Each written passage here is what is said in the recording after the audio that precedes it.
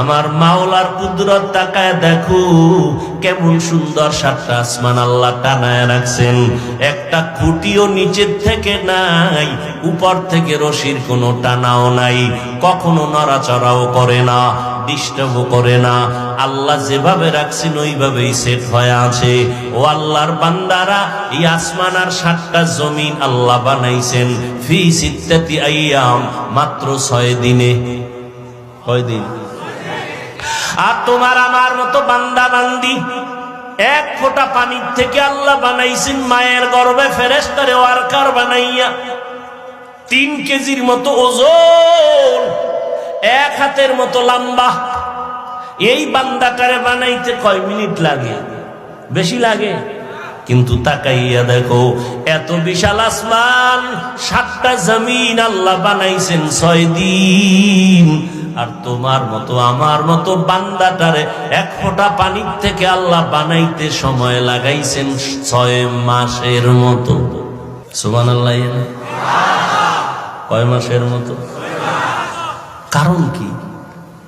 এত বিশাল আসমান জমিন বানাইতে মাত্র 6 দিন, আর একটা 1 হাতের বাচ্চাটারে বানাইতে আল্লাহ এত সময় নিলেন কেন? অফি আনফুসিকুম আফালা তুবসিরুন। একটু নিজেকে নিয়ে ভাবো। আহলুল্লাহ যারা, ওলিয়া উলিয়া যারা, তারা বলেন মান আরাফা নাফসাহু ফাকাদ আরাফা রাব্বাহ। যেই বান্দা নিজেরে চিনে সে তার রব আল্লাহরেও চিনে। আজ আমরা আল্লাহকে কেন চিনি না? কারণ আমাকে আমি চিনি না। চিনি নকল ঠিকানায় চিনি। কেমন চিনি? আমি নিজেরে চিনি এইভাবে। আমার মতো বক্তা বাংলাদেশে আর কেউ নেই। আপনাকে আপনি চেনেন, আপনার মতো টাকার বাহাদুর জমিনে কেউ নাই। আপনি চিনেন, আপনার মতো নেতা এই জমিনে কেউ নাই। আমি চিনি, আমার মতো প্রিন্সিপাল কেউ নাই। আমি আমাকে নকল ভাবে চিনি, আমার মতো মুফতি মুহাদ্দিস কেউ নাই। আল্লাহ কয় যতই চালাকি করো না কেন, এই পরিচয় তোমার সব ভ্যালুলেস পরিচয়। যেদিন সাদা কাফনে ঢুকবি সেই দিন সব বাহাদুরি শেষ হয়ে যাবে।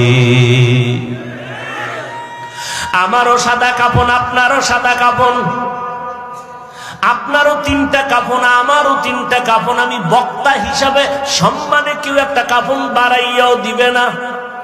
আপনি গরিব হিসাবে একটা কাফন কেউ কমাইয়াও দিবে না। ডাক্তারেরও 3 কাফন, রোগীরও 3 কাফন, পীর সাহেবেরও 3 কাফন, মুরিদেরও 3 কাফন। কাফনের উপরে লেখা থাকবে বড় হুজুরের লাশ। সব একাকার, কে ধনী, কে গরিব, কে ইমাম।